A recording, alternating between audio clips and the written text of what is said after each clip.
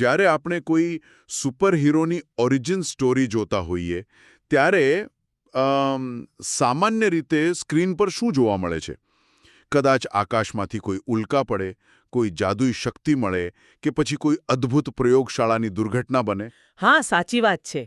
આપણે હંમેશા કોઈ એવા મોટા ચમત્કારની જ અપેક્ષા રાખતા હોઈએ છીએ જે એક સામાન્ય માણસને રાતોરાત અસામાન્ય બનાવી દે. બિલકુલ. આપણો મન હંમેશા એવી જ કોઈ ભવ્ય ઘટના શોધતું હોય છે. એટલે જુઓ, આપણે એવું માની લઈએ છીએ કે મહાનતા કોઈ એવી વસ્તુ છે જે બહારથી કોઈ અકસ્માત સ્વરૂપે પ્રાપ્ત થાય છે. પણ અહીં જ તો ઇતિહાસનો સૌથી રસપ્રદ વળાંક આવે છે. જો હું એમ કહું કે આપણા ઇતિહાસના એક સૌથી મોટા મહાનાયકની સુપર પાવર કોઈ જાદુ નહોતી, કોઈ આકાશી ચમત્કાર પણ નહોતો, પરંતુ પોતાની ભૂલનો સ્વીકાર કરવાની હિંમત હતી. પોતાની એક અત્યંત શરમજનક ભૂલનો સંપૂર્ણ નગ્નતા સાથે સ્વીકાર કરવાની હિંમત. આજની આ ઊંડાણપૂર્વકની ચર્ચામાં આપણે બરાબર આ જ વિષય પર જવાના છીએ. આપણી પાસે છે મહાત્મા ગાંધીજીની આત્મકથા સત્યના પ્રયોગોમાંથી લેવામાં આવેનો એક અત્યંત પ્રચલિત છતાં સૌથી વધુ વિચારવા લાયક પ્રસંગ. પાઠ નંબર 2 ચોરી અને પ્રાયશ્ચિત. અને આ ચર્ચાનો હેતુ માત્ર કોઈ ઐતિહાસિક વાર્તા કહેવાનો નથી. આપણે આ પાઠમાં છુપાયેલા તથ્યો, આંકડાઓ અને વૈચારિક સિદ્ધાંતોનું સંપૂર્ણ પૃથક્કરણ કરવાનું છે. બરાબર.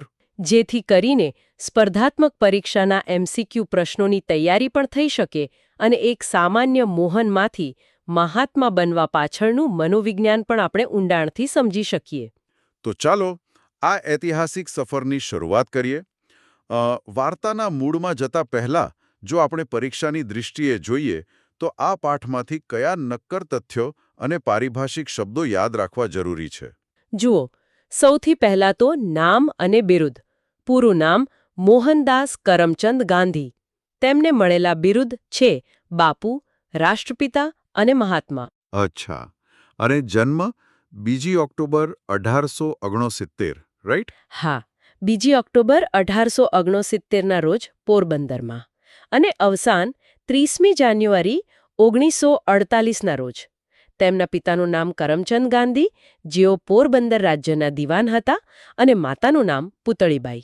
ઓહો, એટલે દિવાનનો દીકરો હોવું એ સમયમાં બહુ મોટી વાત કહેવાય? બહુ જ મોટી વાત. પ્રતિષ્ઠિત અને ઉચ્ચ વર્ગનો પરિવાર.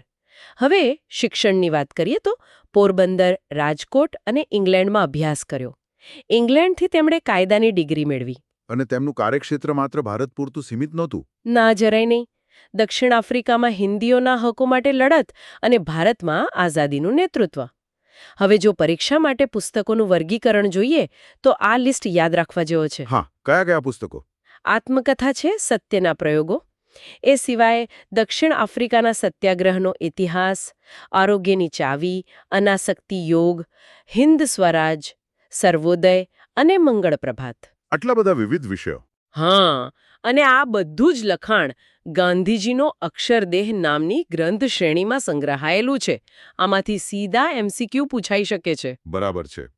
આ ઐતિહાસિક પરિચય પછી હવે વાર્તાના મૂળ તરફ આગળ વધીએ. કિશોરાવસ્થામાં થયેલી પ્રથમ ભૂલ અને તેના કારણો શું હતા? મને આશ્ચર્ય એ વાતનું થાય છે કે આ બળવો કોઈ મહાન ઉદ્દેશ્ય માટે નહોતો, માત્ર ધુમાડો કાઢવાની ઈચ્છા માટે હતો. ઉંમર માત્ર 12 કે 13 વર્ષ. હા, આ એકદમ સામાન્ય ટીનેજ ક્યુરિયોસિટી જેવું જ છે. પણ આ શોખ ચોરીમાં કેવી રીતે પરિણમ્યો? આની પાછળનું કારણ અને અસર એટલે કે કોઝ એન્ડ ઇફેક્ટ સમજવા જેવું છે. કારણ એ હતું કે તેમણે પોતાના કાકાને બીડી પીતા જોયા. તેની અસર એ થઈ કે તેમને પણ ધુમાડો કાઢવાની ઈચ્છા થઈ. અહીં અગત્યનો મુદ્દો એ છે કે તેમને બીડીની ગંધ કે સ્વાદમાં કોઈ જ રસ નહોતો. એટલે માત્ર વડીલોની નકલ કરવી હતી? બિલકુલ.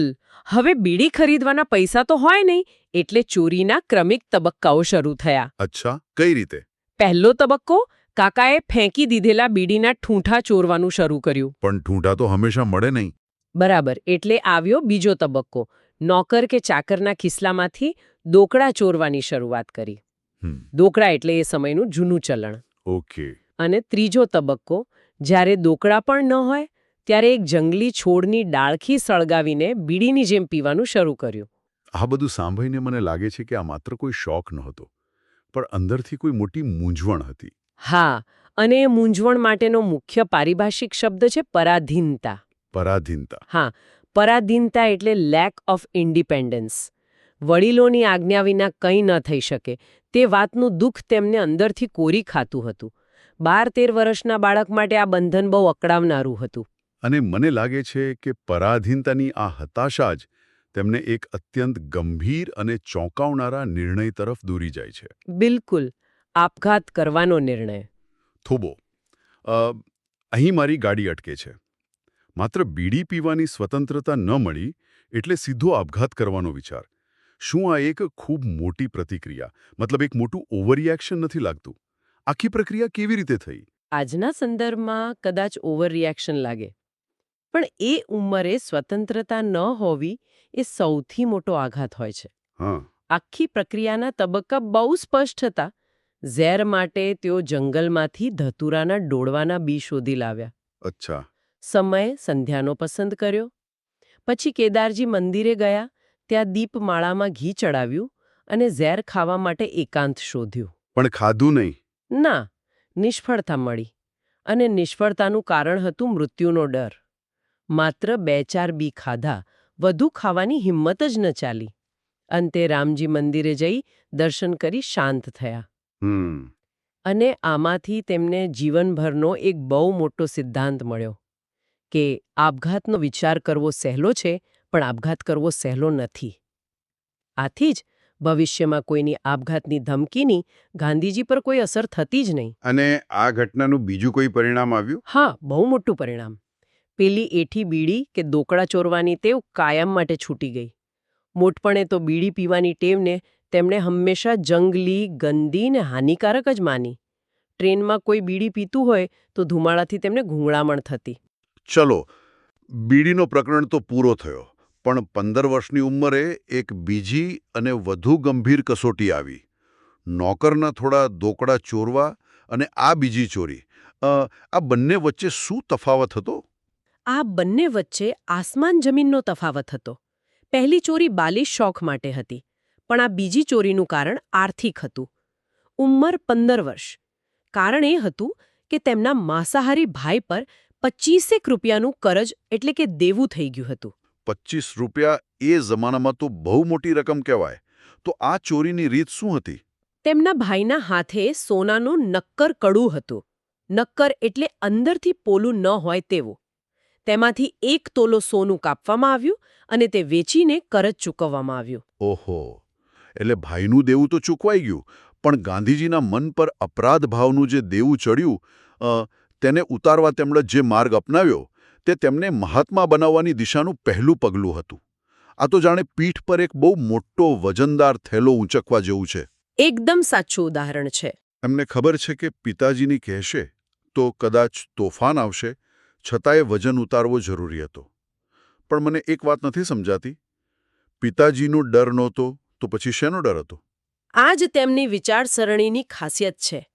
પિતાજી મારશે તેવો ભય બિલકુલ નહોતો, કારણ કે પિતાએ અગાઉ ક્યારેય કોઈ ભાઈને માર્યા નહોતા. ડર એ વાતનો હતો કે પિતાજી આ સાંભળીને અત્યંત દુઃખી થશે. અચ્છા. કદાચ પોતાનું માથું ફૂટશે, એટલે કે પોતાની જાતને જ ઈજા પહોંચાડશે. આ જોખમ હોવા છતાં તેમણે ચિઠ્ઠી દ્વારા કબૂલાત કરવાનો નિર્ણય લીધો. ચિઠ્ઠીમાં શું લખ્યું હતું? ધ્રુજતા હાથે ચિઠ્ઠી આપી. તેમાં 4 મુખ્ય બાબતો હતી. દોષ કબૂલ્યો, સજા માંગી, પિતાને પોતાની જાતને દુઃખ ન પહોંચાડવા આજીજી કરી અને ભવિષ્યમાં આવી ભૂલ ન કરવાની અટલ પ્રતિજ્ઞા લીધી. અને આ સમયે પિતાજીની શારીરિક સ્થિતિ કેવી હતી? આમાંથી પણ કદાચ એમસીક્યુ બની શકે છે. ચોક્કસ. પિતાજીને ભગંદરનું દર્દ હતું. અંગ્રેજીમાં જેને ફિસ્ટ્યુલા કહેવાય. તેઓ બીમાર હોવાથી ખાટલાને બદલે લાકડાની પાટ પર સૂતા હતા. તો પિતાનો પ્રતિભાવ કેવો રહ્યો જ્યારે તેમણે આ ચિઠ્ઠી વાંચી? પિતાજીની આંખમાંથી મોતીના બિંદુ ટપક્યા. ચિઠ્ઠી ભીંજાઈ ગઈ. કોઈ ક્રોધ નહીં, કોઈ કટુ વચન નહીં. તેમણે માત્ર ક્ષણવાર આંખ મીચી ચિઠ્ઠી ફાડી નાખી. કોઈક સજા નહીં. કોઈ સજા નહીં. પિતાના આ પ્રેમે આ મૂક દુઃખે ગાંધીજીને અંદરથી વિંધી નાખ્યા.